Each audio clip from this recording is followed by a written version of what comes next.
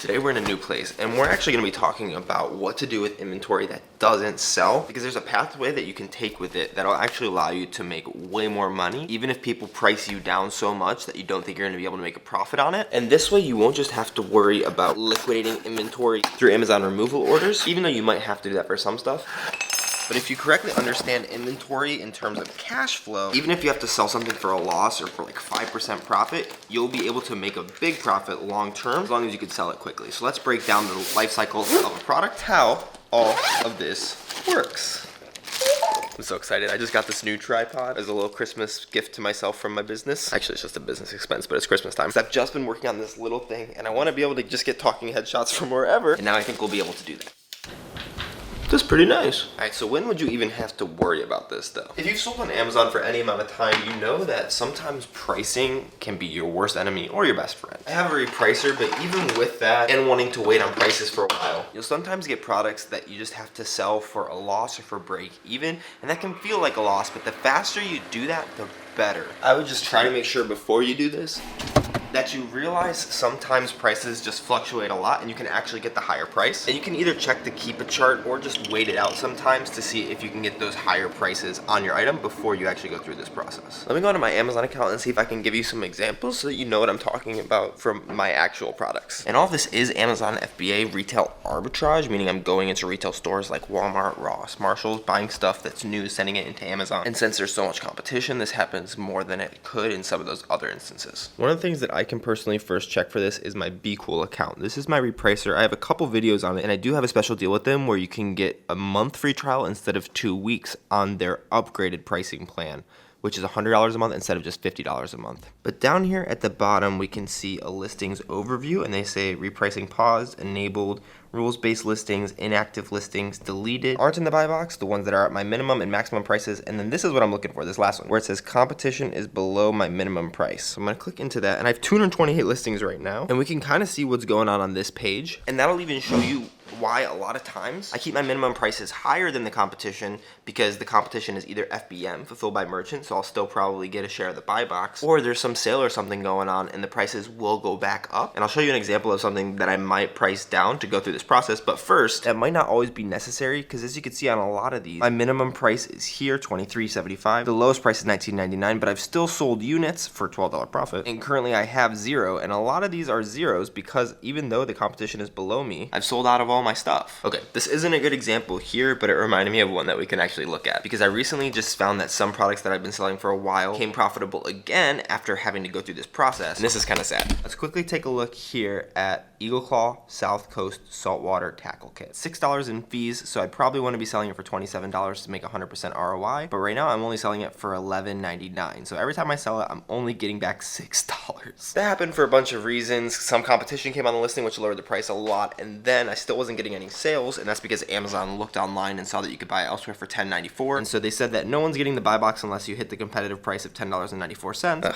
that's so annoying. I was selling those for $30, and that's what happens all the time. So let's go on to Inventory Lab and I'll show you the history of this item real quick, and then we'll get into why I'm selling it for so cheap and how it's actually going to turn into more profit down the road. You can see I initially had 27 units total from a bunch of different orders over here. Currently I only have 3, which means I've sold 24 of them. My list price is $11.99 and my purchase price is $11.58. So I'm essentially losing 50% every time that I sell this. But real quick, just to double check to see how bad this was, we're gonna go over to the ASIN profitability and just search this specific ASIN. And all time we'll be able to see that I have 27 orders, revenue $451.22, and I've lost $50, which is only 15% instead of 50%, but it still wasn't that good of a buy. Here's the thing though, I just changed it to be from when I started selling to the end of January of this year. My profit was $50 total, and the ROI was 62%. And so potentially I could just wait on this and hope that it'll go back up in price. If I go into my sales, I can see that I started selling it unprofitably starting October 27, 2021. Because we can actually see that I was selling it for a while and making 70% ROI, 40% ROI, and then up here I had to drop the price down to $13. And I got my first sale in October, even though I'd already dropped the price in September to $19.49 and was still making like 69 cents. But that's back when I realized that I actually had to get this out of my inventory because it was costing me money. Here's how. I sold 19 units for a loss, and I still have 3 on hand that I'm going to sell for a loss. So we'll just say 22 units total out of the like 27 that I had initially. And they hadn't been selling profitably for me since September, which has already been 3 months. And I could have just waited this out. If I would have waited this out, maybe in 4 or 5 months, they'll start to be profitable again. And so we'll just say we'll wait about 8 months, which is when the fishing season for this would come back in season, just to hope that everything goes back up and is profitable again. The problem with this is you're missing out on a lot of profit by not selling this for a loss, which I know sounds a little crazy. The thing is, when we're selling these for a loss, we're still selling them and getting our money back. Even though I'm losing $6 per unit, I'm still getting cash flow back. So I get $6 of cash flow when I sell each of these, and I can spend cash. I can't spend this unit that's just sitting at Amazon on new inventory or on myself, who knows? Now, psychologically, you're not gonna wanna do this. You're not gonna wanna sell for a loss because that'll make you realize that you actually lost money on it. While it's still sitting in your inventory, there's still the potential that it'll make you money, even if you know that that's really not likely, like in this case. So $6 times 22 units is $132 of cash flow that we have, which is also a $132 loss, and it can feel like we might be able to make profit on it later. Why hope for that when you can practically guarantee it by buying more profitable, more consistent units elsewhere? Which obviously isn't a guarantee, but it has a lot more potential than your dead inventory that's just sitting at Amazon. Just for the sake of this example, we're not even gonna include the profitable units that we sold, but that would make this process even easier since the profitable units that I sold covered the losses on like 10 of these, but we won't worry about that. To make it round numbers, we'll just say cost $12 and profit is negative $6. That's pretty much what the numbers were. So starting off, we spent $264, and we're just gonna say that we sold the last 3 because the last couple that have sold like today and yesterday, so they're going to sell. But we shipped them in and waited literal months at this point. And so let's see where we'll be in those 8 months, just hoping to sell this inventory for a profit again, if we actually reinvested this by selling it for a loss. Here's how this is gonna work. We started with $264. Then we spent $264. That brought our cash down to $0. The goal is to make this number profitable even after buying more inventory, because that's money that we can just keep in our pockets or spend on our business. And since it's tax time, maybe save for taxes, unfortunately. But then after that, we sold our 22 units at a negative $6 profit. So instead of getting $164 back in the account, now we only have $132, which is obviously not good, and we're gonna need to bring that up to the $264. Since we're trying to compare this to what 8 months of waiting would look like, we're just gonna assume that this took 4 months. So literally half our time. So we only have 4 months now to get that 132 back up to 264, which can be possible very quickly, but we'll be a little more conservative, just so you can see how important it actually is to reinvest this inventory rather than just waiting and hoping. If you're like me, you're trying to spend your money at a 50% at least return on investment. I'm always trying to be at that minimum, but on new inventory, I try to be around 100%, and I'm okay being around 30 to 35% for replenishable inventory that I can buy over and over and over again. But we'll just use this 50% number because it's pretty much the average, even though my ROIs are normally closer to 60 to 75% after it's all said and done. But we can't just tack on 50% to this and say that we'll be able to get that, because we have to worry about the time. And to worry about that, we need to understand the life cycle of inventory, which I'm planning on making a whole video about, but just very simply, this is what it can break down to. We'll have to make a new sub box here for it. Day 1, you buy the inventory. We'll say you wait a little bit like I do, and day 7, you ship it in. Day 10, it probably gets to Amazon, but it's not all going to be available at that first fulfillment center, and they have to ship it to new fulfillment centers.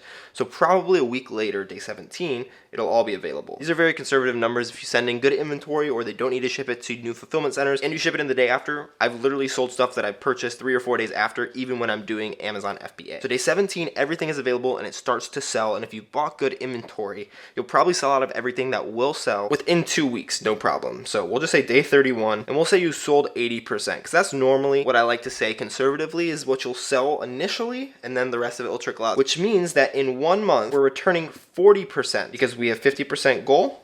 That's what we ship in, and we sold 80% of it. You multiply those together, 0.5 times 0.8, and you get 0.4 or 40%. Had to break out of the circle a little bit. So 40% in 1 month conservatively is what you're going to be able to do if you're purchasing inventory consistently. And obviously you can do much more than that. Even this 4 months, you can probably bump up to 5 or 6, because if you're actively managing your Amazon business, you should be checking into these things after 1 or 2 months. And if stuff hasn't sold at that point, just liquidate it, because of what we'll see will happen after literally just 2 months of this. The first month, we take that $132, we buy 50% ROI inventory, we sell 80% of it within the month, and so that turns into 132 times 1.4, because the 40% is on top of the cost of goods sold, which equals, I'm gonna need calculators for this. I was gonna try to do stuff in my head, not that smart. 184 and 80 cents. And especially if you're growing your business, you're gonna be reinvesting all of that back in. I could be conservative and say you'd only put back in 90% of that or 80% of that, especially if you need to pay yourself at some point. But just for the sake of this example, we're not gonna go that deep with the numbers. Real quickly, I'll just run through this as an example so that you don't have to watch me do all of that and tell you what that is at the end after we get through all of it. So month 2, we'll reinvest all of this. We'll have 184.8 at a 40% return on investment, 258.72. So already after 2 months, we're back being profitable. Just kidding, we spent 264, but we're so close. And this is being very conservative. So then you do the same thing over again, 258.72 times 1.4, 362.21. And so after just 3 months, where we would still be waiting a month more and then having to do this process, we've already profited almost $100 more than what we started with. And 362.21 times 1.4, $507.09. This shows 2 things. First of all, you're gonna be making almost double your initial investment, even selling your inventory at a 50% loss if you just go through this cycle 4 times, which is very realistic to do, especially if you're reinvesting everything back into your business, because the numbers, when you're only taking out 10% from whatever this is to pay yourself, go down pretty drastically. It goes from the $507.09 to this little $332.70 just by taking money out of your business every month. Some people like me have to do that and are okay with that because I want to get paid. But if you're really looking to grow, reinvesting everything you possibly can and taking out as little as you can will really help that to compound quickly, which is why we ended up with almost double the initial 264 after waiting 4 months for stuff to sell, selling it for lower prices, and then starting that 40% ROI, which is very realistic for 4 months. These are the little bit deeper numbers things that you can definitely get on this channel. But if you're wondering what inventory you should actually do this with, I would watch this video where I actually had to do this with a ton of my inventory and showed you when to do removal orders, when to go through this process, and when to just cut your losses. See you tomorrow.